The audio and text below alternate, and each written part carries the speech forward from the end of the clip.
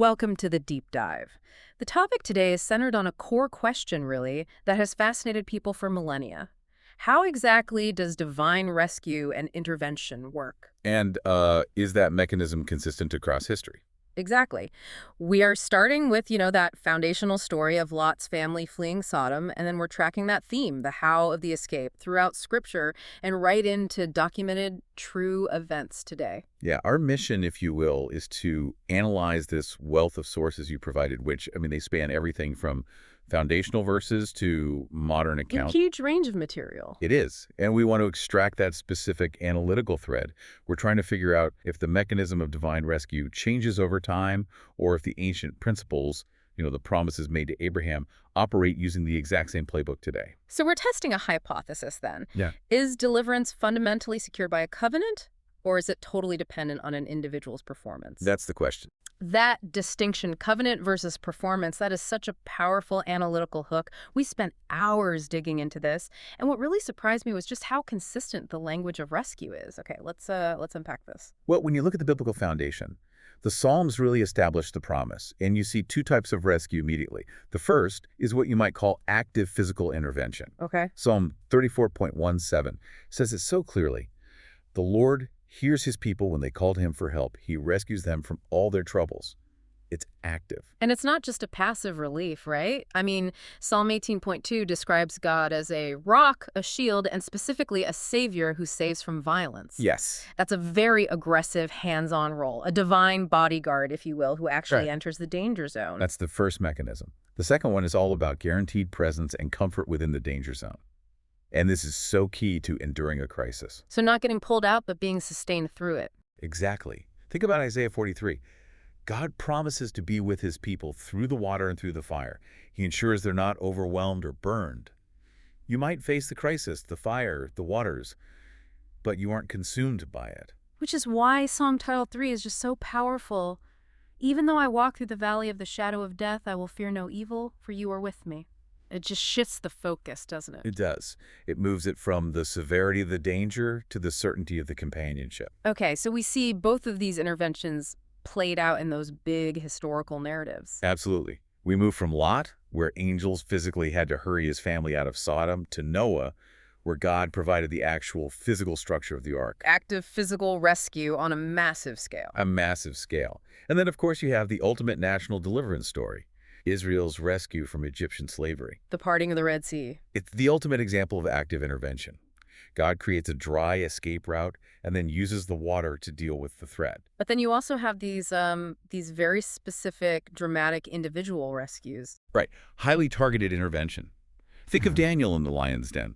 The source explicitly says God shut the lions' mouths to save him. Not that they weren't hungry, just that their mouths were shut. Exactly. Or Peter, freed from prison by an angel. I mean, that's a complete physical escape from what should have been an impenetrable barrier. Even Jesus calming the storm, that's deliverance from nature itself.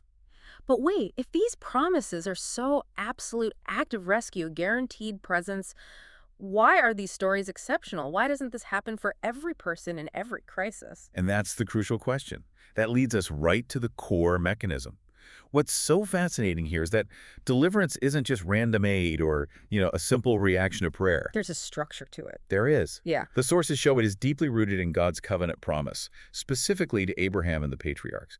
When we talk about covenant, we mean a foundational, almost legal agreement made generations ago. Yeah. That promise is what fuels the rescue. So it's not just about stopping a flood for anyone. It's about preserving a specific lineage through which a world-changing promise would flow. Precisely. The sources all emphasize that this pattern of rescue connects to a much larger story.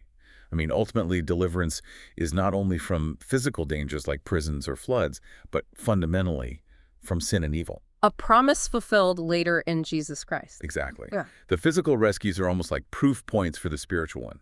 This is where we need to apply our hypothesis then. We've seen the grand scale, the Red Sea, but the sources also show this rescue pattern operating at a highly personal, sometimes messy level. So if divine deliverance is fueled by the covenant, let's see how that played out when the founders of that covenant, Abraham, Isaac, and Jacob, were, anything but perfect. Abraham's story is probably the most profound illustration that this isn't about perfect performance.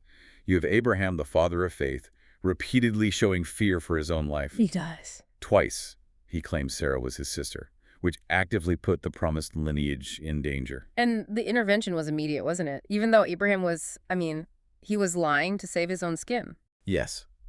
In Egypt, God intervened with plagues to protect Sarah. Later, he does the same thing with King Abimelech, and God protects Sarah again by warning the king in a dream. Wow. The sources repeatedly show that the promise hinges on God's character and his commitment to the covenant, not on Abraham's flawless execution. The protection of that lineage was paramount. Even when Abraham himself was actively endangering it. That's right. That is a staggering insight. It means the covenant is stronger than the fear or even the dishonesty of the people involved. So, moving to Isaac, we have the most dramatic personal test case. The famous scene on Mount Moriah. God commands Abraham to sacrifice him, only to provide a ram at the very last moment. A substitute. A substitute.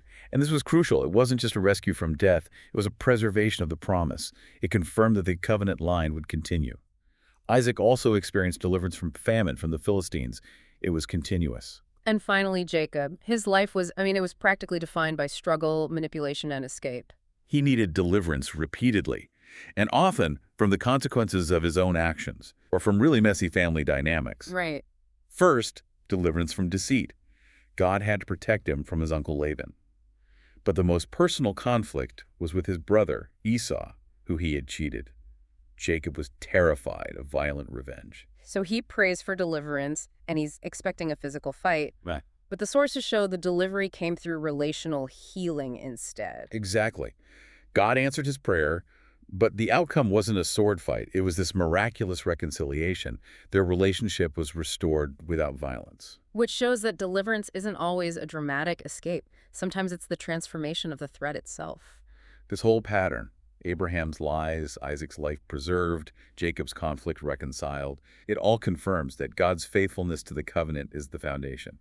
It's just confirmation that this protection is consistent, not based on their strength. Okay, so what does this all mean for us now? We've traveled through these ancient covenants and miraculous acts. Does this pattern of intervention continue today, or is it strictly historical? Oh, absolutely, it continues. Our sources provide pretty powerful evidence of a living reality that echoes those biblical accounts. And how does that look today? Well, the sources document modern parallels, showing that this is a living reality. A man named Mark Ellis from God Reports, for instance, has collected over 1,400 true stories from all over the world. 1,400? Over 1,400 documented cases of dramatic intervention in contemporary life. It's an astounding collection that really bridges that gap between ancient texts and modern experience. So what kinds of deliverance are we talking about? It really mirrors the biblical scope. You have everything from people surviving large-scale disasters like inexplicable survival during the World Trade Center collapse to miraculous physical healings. From things like cancer, serious illnesses, and also dramatic life transformations. People freed from debilitating addictions, for example, which is a perfect parallel to that deliverance from spiritual bondage we talked about earlier. So let's focus on the mechanism for a second. If God physically shut the mouths of the lions for Daniel, how does that shutting of the mouths manifest in a disaster scenario like the WTC collapse? That's where the comparison gets really compelling. In the ancient world, it was direct. Today, that shutting of the mouth might appear as an external force intervening in a narrow escape.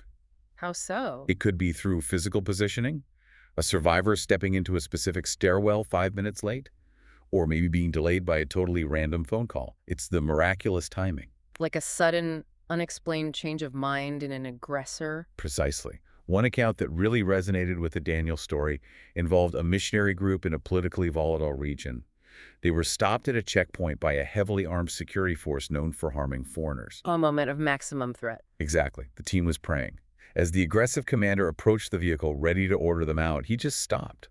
He rubbed his head and waved them through without even looking inside. That sudden, inexplicable change of heart, from ready for violence to total indifference, that's the modern equivalent of shutting the lions' mouths. That is a perfect modern parallel. It's the same mechanism of active intervention, just in a new context. And the sources also cited specific protection from violence, right? Yes, they reference contemporary political events. For instance, an example from July 2024, where the sparing of a political figure's life was widely attributed to divine intervention and answered prayer.